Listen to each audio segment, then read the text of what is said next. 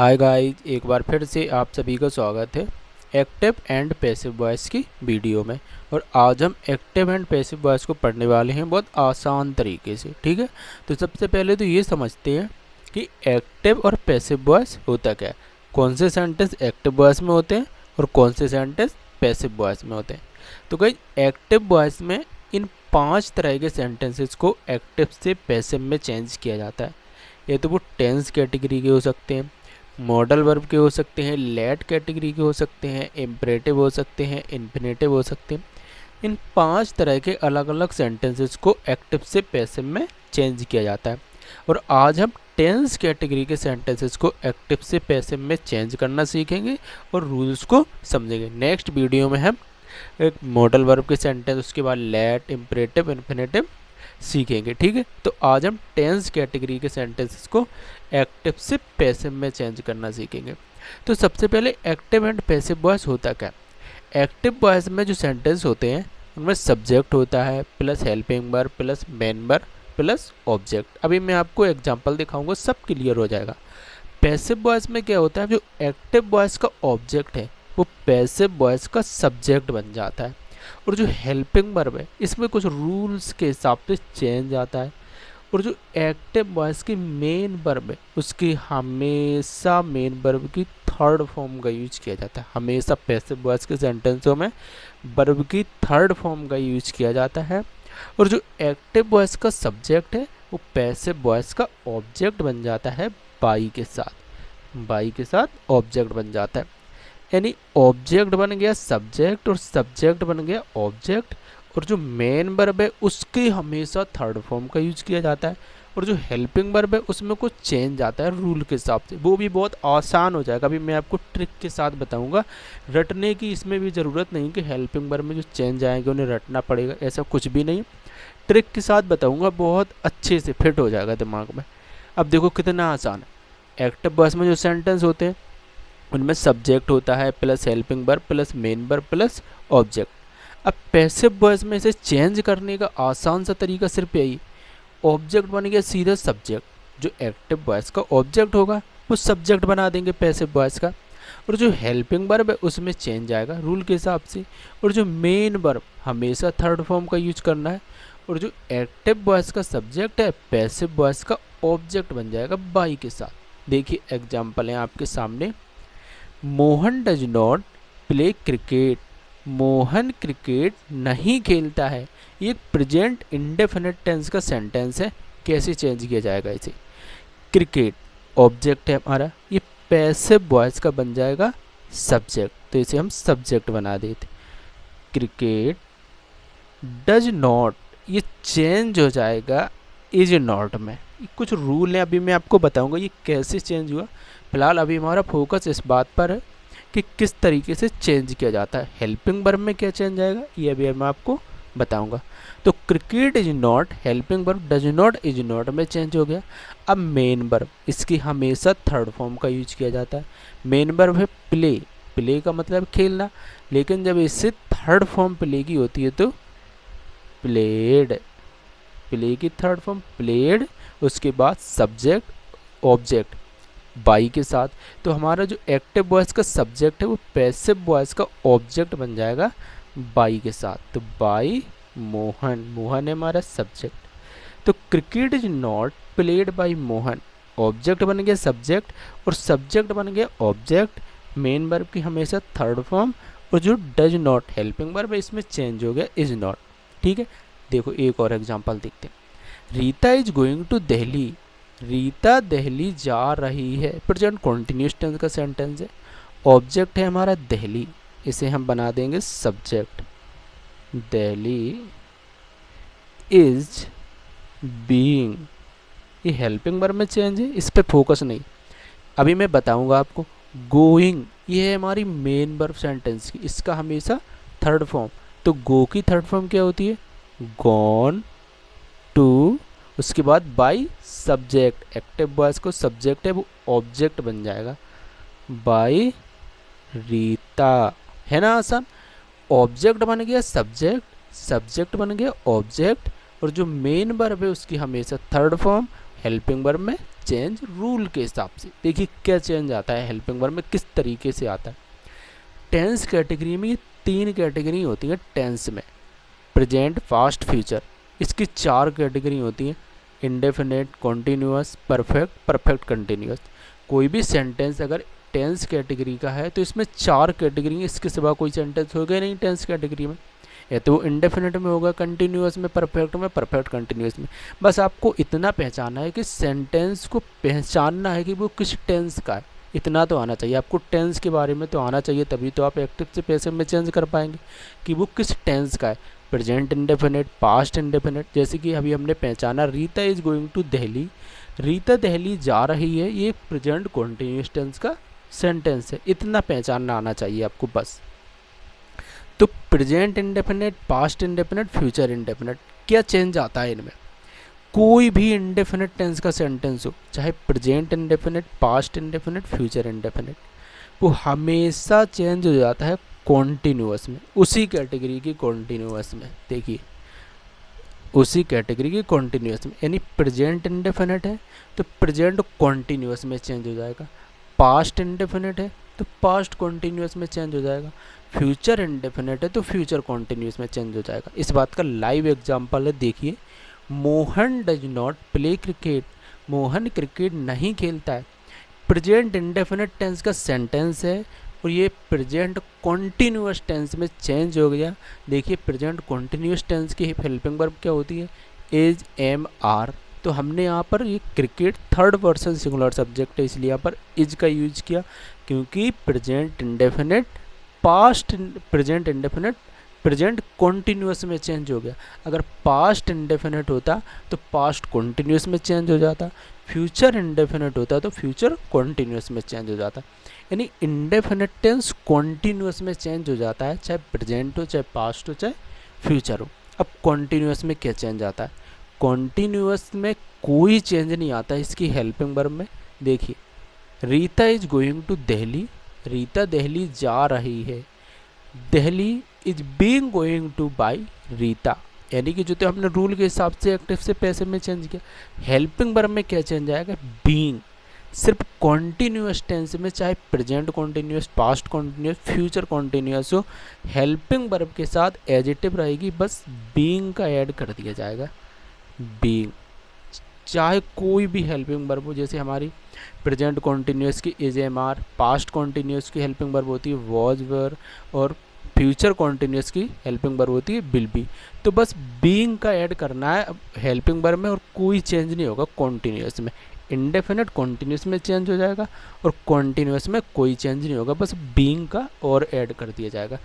Future perfect में भी कोई चेंज नहीं होता, इसमें सिर्फ बीन का ऐड कर दिया जाता है हेल्पिंग वर्ब के साथ। अभी मैं आपको सब बताऊंगा, एग्जांपल लेके आऊँगा। कॉन्टिन्यूअस में बीइंग और परफेक्ट में बीन का ऐड कर दिया जाता है, हेल्पिंग वर्ब में कोई चेंज नहीं होता, और रूल के हिसाब से एक्टिव से पैसिव वॉइस को, सेंटेंस को चेंज किया जाता है। और इसका परफेक्ट कॉन्टिन्यूअस टेंस का पैसिव वॉइस बनाया ही नहीं जाता। हालांकि फ्यूचर कॉन्टिन्यूअस का भी पैसिव वॉइस नहीं बनाया जाता, लेकिन कभी अगर कोई सेंटेंस आता है तो बस रूल यही है कि कॉन्टिन्यूअस हमेशा बीइंग का और ऐड कर दिया जाता है हेल्पिंग वर्ब के साथ, और परफेक्ट में बीन का ऐड कर दिया जाता है हेल्पिंग वर्ब के साथ। बाकी हेल्पिंग वर्ब में कोई चेंज नहीं होता। कोई भी सेंटेंस है present continuous, past continuous, future continuous, past perfect, present perfect, या फिर फ्यूचर परफेक्ट, इंडेफिनेट कॉन्टिन्यूअस में चेंज हो जाएगा उसी कैटेगरी की। Present indefinite, present continuous, past indefinite, past continuous, future indefinite, future continuous. Continuous में कोई चेंज नहीं होगा, बीइंग का ऐड होगा। परफेक्ट में कोई चेंज नहीं होगा, बीन का ऐड होगा। इसमें हमेशा इसका पैसिव वॉइस नहीं बनाया जाता। तो कितना आसान, कॉन्टिन्यूअस में बस बीइंग याद रखना है, और परफेक्ट में बीन, और इंडेफिनेट कॉन्टिन्यूअस में चेंज हो जाएगा। और जो अभी हमने आपको रूल बताए, ऑब्जेक्ट बन जाता है सब्जेक्ट, सब्जेक्ट बन जाता है ऑब्जेक्ट, मेन वर्ब की हमेशा थर्ड फॉर्म, हेल्पिंग वर्ब के चेंज कितने आसान है। तो चलिए अब कुछ एग्जांपल देखते हैं और एक्टिव से पैसिव में चेंज करते हैं, किस तरीके से सेंटेंस को चेंज किया जाता है। तो देखिए कुछ एग्जांपल हैं आपके सामने, 5 से 6 7 एग्जांपल हैं, जिससे सेंटेंस को हम एक्टिव से पैसिव में चेंज करना सीखेंगे, ताकि और प्रैक्टिस हो जाए हमारी। ठीक है, तो सबसे पहले फर्स्ट सेंटेंस है I am write a letter, मैं एक पत्र लिख रहा हूँ। बताइए ये किस टेंस का सेंटेंस है?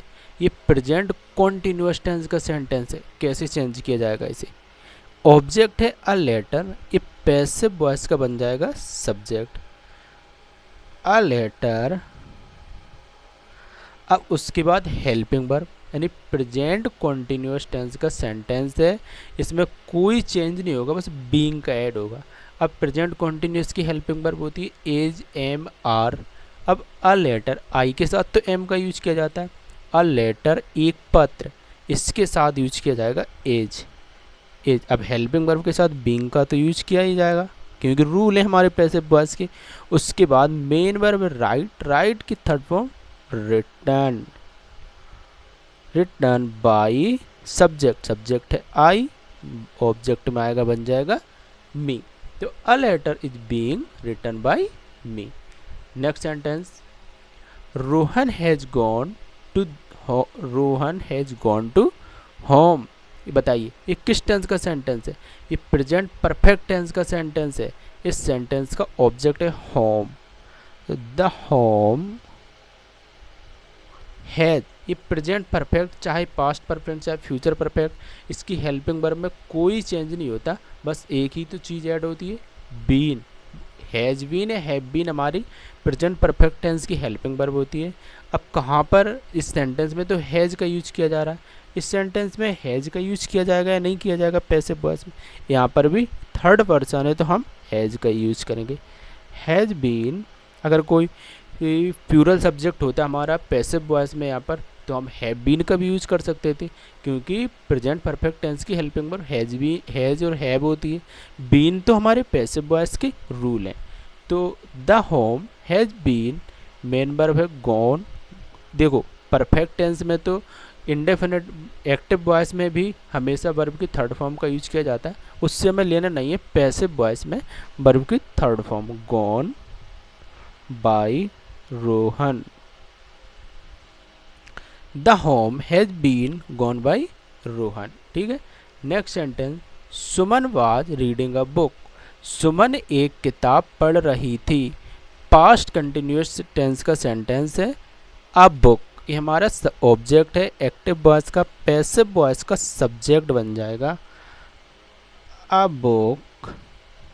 वॉज, वॉज पर हमारी पास्ट कंटिन्यूअस टेंस की हेल्पिंग वर्ब होती है, अब यहाँ पर वॉज का यूज किया जाएगा, फिर वर्क का a book, third person singular subject है, वॉज का यूज करेंगे। वॉज बीइंग रीडिंग, रीड की थर्ड फॉर्म भी रीड होती है, रीड बाई सुमन, ऑब्जेक्ट में आ जाएगा हमारा सब्जेक्ट बाई के साथ। तो a book was being read by Suman, यानी ऑब्जेक्ट बन गया सब्जेक्ट और जो हेल्पिंग वर्ब है उसमें कुछ चेंज हो गया, वाज के साथ बीइंग और रीडिंग इसकी थर्ड फॉर्म, उसके बाद सब्जेक्ट बाई के साथ।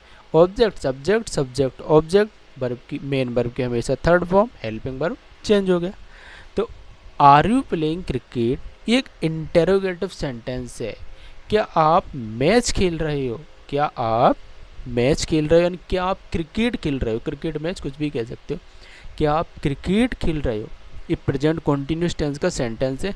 इंटरोगेटिव सेंटेंस की रूल कहते हैं कि अगर एक्टिव वॉइस का सेंटेंस इंटेरोगेटिव है तो पैसिव वॉइस का भी सेंटेंस इंटेरोगेटिव ही बनेगा।